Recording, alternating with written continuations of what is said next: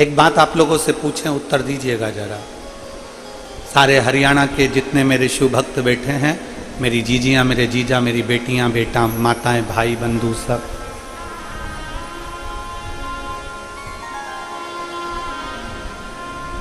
पैर छूने से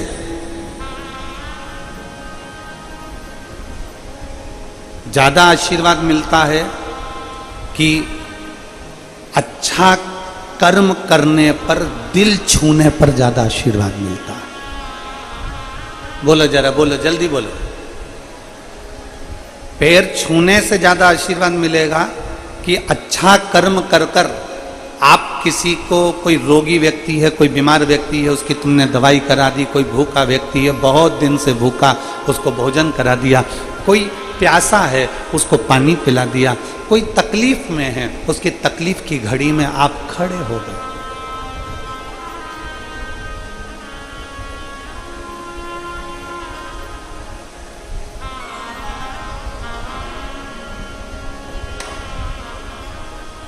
किसी के कष्ट के समय पर आप खड़े हो गए।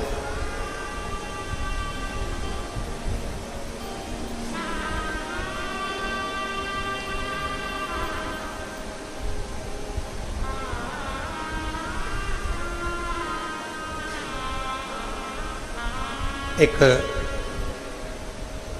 कल के पत्रों में एक पत्र था,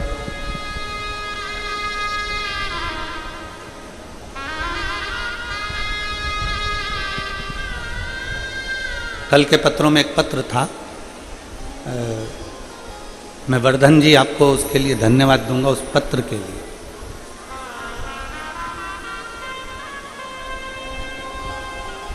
कोई विपिन शर्मा जी ने उस पत्र को लिखा था, इसी गुरुग्राम को।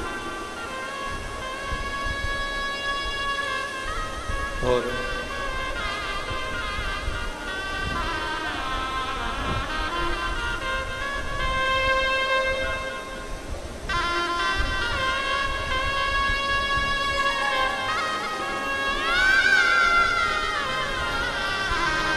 उस पत्र में विपिन शर्मा जी ने एक बात बड़ी अच्छी लिखी थी। गुरु जी,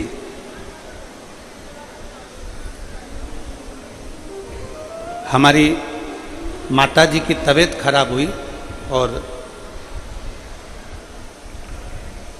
उनको हॉस्पिटल में एडमिट नहीं कर रहे थे।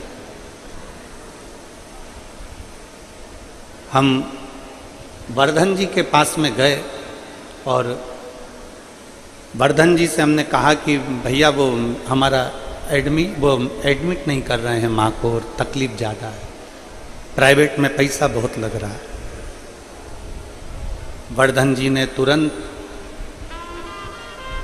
किसी को फ़ोन किया, फ़ोन कर 15 मिनट के अंदर गुरुजी हमारे पास में मैसेज आता है कि आपकी मम्मी को यहाँ भेज दो, हम एडमिट करते हैं। हम उसके लिए आपको धन्यवाद देते हैं कि पैर छूने से बड़ा है व्यक्ति का कर्म। अच्छा करो, ऐसा कर्म करो जो व्यक्ति के दिल को छू जाए। और जब व्यक्ति के दिल को छूता है तो वो जो आशीर्वाद मिलता है वो आशीर्वाद कभी कम नहीं हो सकता, कभी कम नहीं। पराए दर्द को जो अपनाए उसे इंसान कहते हैं, किसी के काम जो आए उसे इंसान कहते हैं। आपका धन, आपके घर का बना हुआ भोजन, आपका बनाया हुआ मकान, आपका बनाई गई जमीन, आपकी बनाई गई जायदाद, जब किसी भूखे को भोजन कराने के लिए तुम्हारे पास में अन्न है तो समझना कि तुम दुनिया के सबसे बड़े सेठ हो। कल जब हम यहाँ से निकल रहे थे, हर्ष यादव जी हमको लेकर जा रहे थे, तो रास्ते में हमने देखा कि कोई एक बहन 2 डब्बे लेकर झोले में टांग कर खड़ी है और वो अपने झोले के डब्बे में से पूड़ी और सब्जी निकाल के रास्ते में किसी को दे रही।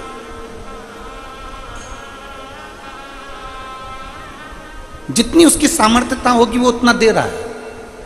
फिर आगे गए तो हमने देखा कि एक कोई सिख भाई पानी की बोतल बांट रहा। फिर हमने देखा कि कोई आगे जाके बिस्कुट का पूड़ा बांट रहा है। हमने हर्ष जी से भी कहा कि हर्ष जी भक्तों का भाव देखिए, कितना प्रेम इन लोगों का। जिसकी जितनी सामर्थ्यता, आपके घर का भोजन जब सफल है जब किसी भूखे का आप पेट भर दो। आपकी विद्वत्ता जब सफल है जब आप किसी हारे हुए व्यक्ति को, चित्त से हारे हुए व्यक्ति को, मन से हारे हुए व्यक्ति को सतमार्ग बता दो।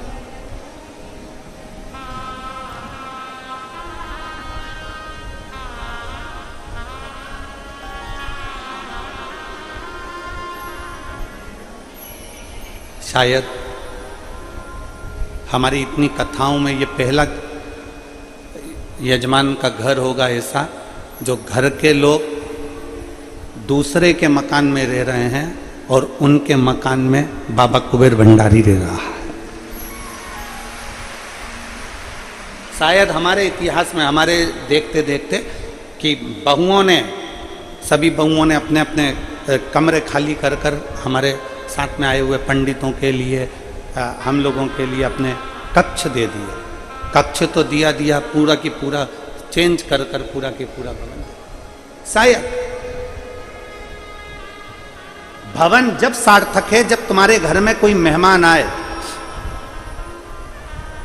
आज के जमाने का मेहमान होटल में रुका दिया जाता है, आज के ज़माने के मेहमान को कहीं दूसरी जगह रुका दिया जाता है, पर घर में मेहमान के लिए, घर के बुजुर्ग के लिए, घर के बूढ़े के लिए, घर में आए हुए संत साधु के लिए, घर में आए हुए बहन बेटी के लिए, घर में आए हुए बहन जमाई के लिए कोई जगह नहीं रहती।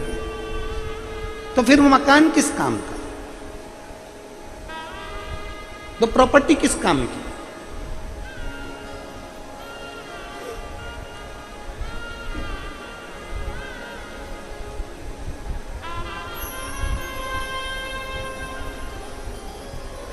किस काम की वो प्रॉपर्टी, किस काम की वो जगह जिसमें अपने घर में आया हुआ मेहमान, आपके घर में आई हुई बहन बेटी, आपके घर में आया हुआ कोई अतिथि, कोई बुजुर्ग तुम्हारे घर में रह नहीं सकता। क्या करो? तुम्हारे घर का भोजन जब सार्थक है जब भूखे का पेट भर सको, और तुम्हारा घर जब सार्थक है जब किसी अतिथि की सेवा कर सको, और तुम्हारा वैभव जब सार्थक है जब तुम किसी की औषधि करा सको। तुम्हारे धन की सार्थकता जब है कि कोई बच्चा पढ़ना चाहता है।